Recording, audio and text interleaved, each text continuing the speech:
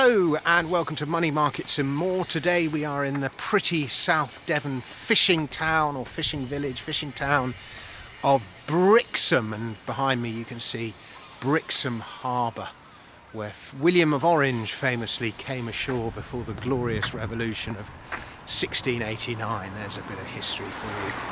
There's also Francis Drake's, a model you can just see in the background there. That's the Golden Hind, Francis Drake's boat, which is so small you wonder how such a small boat can have had such a huge influence on the world. But anyway, so today's piece is about Revolut, the bank Revolut, and we are asking how safe is your money in Revolut, and we have a cautionary tale for you. So a few weeks ago, it was just before Christmas, an Irish friend of mine was contacted by the Irish Postal Service, and a package had arrived for her from abroad, but there were a couple of euros and change of duties to be paid, and so she paid them. This had happened to her before. She buys a lot of stuff on the internet, clothes especially, and she duly got out her debit card and paid up. Then about a week or so later, sorry about the noisy car, she was sitting in a meeting when she started getting updates from Revolut notifying her that money was being sent from her account to Binance, the crypto exchange, and she doesn't have an account with Binance. So she immediately froze her card, then contacted Revolut. Meanwhile, more money was sent from her account, this time to the crypto exchanges Kraken and Coinbase, and then to, of all places, Deliveroo. The perpetrator was ordering dinner. And the Revolut rep advised her that the transfers hadn't been completed yet, that they would be halted, and that in a few days the money would be returned. So my friend calmed down.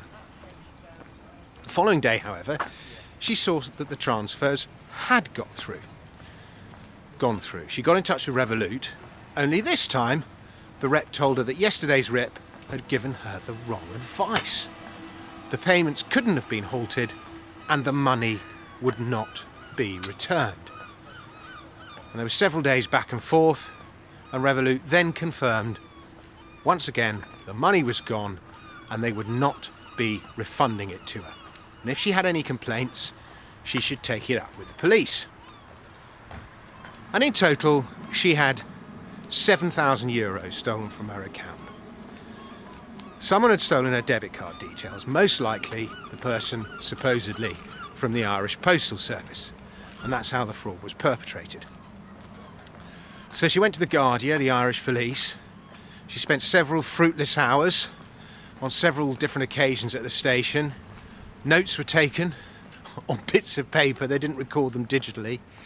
And she was given tidbits of advice such as, you don't know what's going on with them foreign banks, stuff like that. There was one detective apparently who was helpful, but apart from that, it was just fruitless and a waste of time.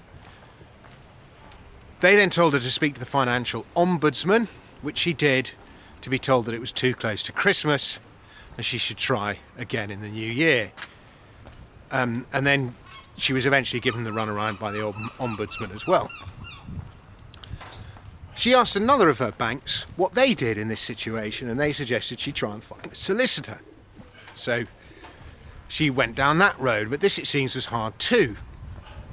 Most solicitors specialise in defending organisations against fraud, but few act for individuals, she says, and certainly not in her price bracket. It's a nice view of the harbour behind me. She then started getting repeated calls from another company, a Florida number, but based in Israel, asking her for 1,000 euros up front to recover the money, which they said there was a good chance of doing. So there's already an industry around recovering money from banks who don't protect you. So eventually she got in touch with me to see if I could help, and the whole story seemed extraordinary. I read the conversations she'd had with Revolut, the representative telling her not to worry, and I could not believe Revolut then saying she had no protection, when she was clearly the victim of a debit card fraud. And particularly as Revolut was notified while the fraud was taking place. Surely, even with Revolut's non-banking status, it has to abide with EU customer protection laws, doesn't it? I don't know. Now, I've had money stolen from my account when I lost my debit card once at the bus stop. And whoever found it went on a shopping spree around the supermarkets of South London. And I had to fight really hard to get the money back. I had to go through endless phone calls, form filling, all the rest of it. And even then, HSBC forgot to reinstate the stolen funds after they'd agreed to. But I did eventually get the money. I've never had such problems with credit cards, which is why I prefer them to debit cards. But even with HSBC's delaying tactics, I never got a flat refusal in the way that my friend was given by Revolut. Now, the ability to hold numerous different currencies in Revolut, the ease with which you can send and receive money internationally, and indeed send to crypto exchanges where many traditional banks will block transfers, they all make it a tempting option. But the convenience it offers seems to come at a cost, and that cost is the safety of your money. So I got in touch with Revolut here in the UK saying I was writing a story about this and I wanted to hear Revolut's side. Revolut replied straight away. I spoke to their representative, who was extremely helpful. He doesn't want his name mentioned, but he was extremely helpful. And he recognised that I was working to a deadline, because I wrote about it in Money Week and on my Substack. He looked straight into the case, and then he came back to me a couple of days later with a resolution. And these are his words. The experienced of unnamed person fell well below our high customer support standards, and we're sorry for the distress this has caused her.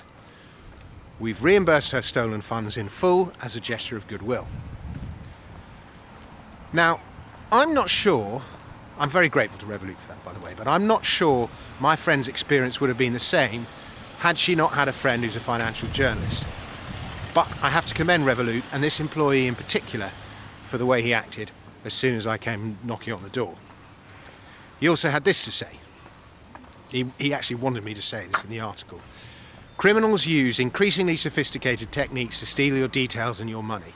If you receive an SMS message from any person or business, be on guard, particularly if the message asks for your details or includes a link or number.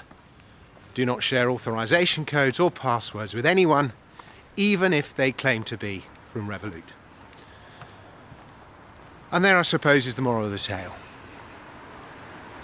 Debit card and credit card fraud is rampant, and its perpetrators are a lot more wised up than most ordinary consumers, than you and me, you or me in other words. I'm not a writer who specialises in this kind of consumer finance, but I would also add that my experience is that you seem to get more protection from credit cards than debit cards, so use them. Use two-factor authentication wherever possible. Have your payment notifications switched on so that every time there's a transaction you get notified, and that way less will slip by you. Cybercrime is everywhere. And Revolut also added, if you think your card details may have been compromised, freeze your Revolut cards immediately in the app by tapping freeze on each of your cards, and report the fraud to Revolut immediately by conducting a customer support agent via the in-app chat. Well, that's exactly what my Irish friend did. My eldest daughter's about to go backpacking around Asia, and she's got a Revolut account. She likes Revolut, and she'll be taking a Revolut debit card with her. But what the system we've come up is she's going to keep her core funds in another account for which she won't have a debit card, so that access to that account can't be stolen, leaves it less vulnerable, and she'll only transfer, 50 quid, 100 quid, whatever, to Revolut when she needs it. It may seem long-winded, but it adds a layer of protection.